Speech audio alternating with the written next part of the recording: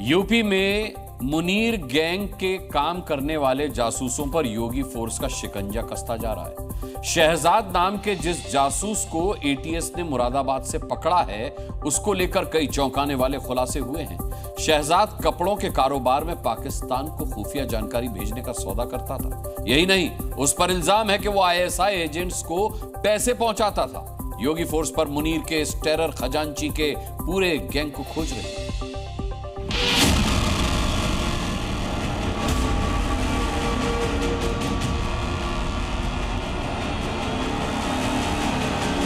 कोई देश की सुरक्षा में सेंध लगाएगा, इससे पहले कि सेंध लगाए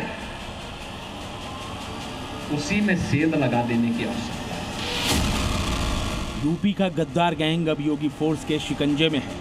आईएसआई एजेंट शहजाद को यूपी एटीएस ने मुरादाबाद से गिरफ्तार किया है। शहजाद कहने के लिए फेरी पर कपड़े बेचने वाला व्यापारी है, लेकिन इसका असली काम वतन से गद्दारी है। यूपी एटीएस को पक्की खबर मिली थी कि एक व्यक्ति भारत पाकिस्तान सीमा पर अवैध तस्करी कर रहा है और उसे पाकिस्तानी एजेंसियों की शह मिली हुई है। जांच में पाया गया कि शहजाद तस्करी के साथ आईएसआई के लिए जासूसी भी कर रहा था। शहजाद पर आरोप है कि वो कई खुफिया जानकारी आईएसआई को लीक कर चुका है। शहजाद पर आरोप है कि वो भारत में छिपे आईएसआई के स्लीपर सेल के एजेंटों को पैसे पहुंचाता था। शहजाद ने आईएसआई के कई एजेंट्स को भारतीय सिम दिए थे ताकि जासूसी के काम में उन पर कोई शक न कर सके। जांच में यह भी पता चला है कि जासूस शहजाद ने तस्करी की आड़ में रामपुर और यूपी के दूसरे हिस्सों से कुछ लोगों को पाकिस्तान भी भिजवाया था। यानी आप शहजाद को यूपी में पाकिस्तानी एजेंसी का चीफ कह सकते हैं। जांच एजेंसियों के पास शहजाद को पाकिस्तान से जोड़ने के कई सबूत हैं, लेकिन शहजाद की पत्नी का दावा है कि उसका पति बेकसूर है। हालांकि वो भी कबूल कर रही है कि शहजाद 2 बार पाकिस्तान जा चुका है। ऐसा कुछ नहीं है, उनको मुझे रिहाई दिलवा दो, उन्हें रिहाई चाहिए।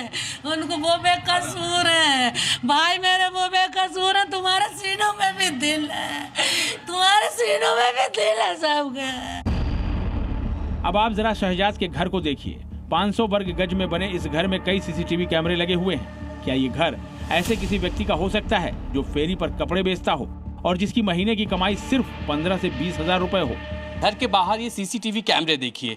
एक कैमरा आपको दरवाजे के पास दिखेगा, वहीं दूसरा कैमरा आपको दूसरे कोने पे मिलेगा। ये तस्वीरें ही अपने आप में कई सवाल खड़े कर रही हैं कि आखिरकार इतना छोटा काम करने वाले शख्स के घर पे इस सीसीटीवी कैमरे की ज़रूरत क्या पड़ी। आप आगे भी देख लीजिए, और भी यहाँ पे तमाम मकान बने हुए हैं। आपको किसी भी घर पर यहाँ पर सीसीटीवी कैमरे इस तरह से नहीं दिखाई देंगे। ये सवाल अहम है और इसीलिए इनकी पत्नी जो बार बार हालांकि सुबह से ही बात कर रही हैं और जो आरोप तमाम यहाँ पर लगे हैं उसको इनकार कर रही हैं कि सभी आरोप बेबुनियाद हैं।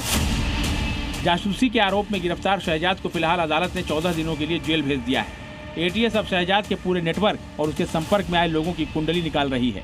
यानी यूपी में गद्दारों पर अगला खुलासा अब शहजाद ही करेगा। ब्रजेश तिवारी, जी मीडिया, रामपुर।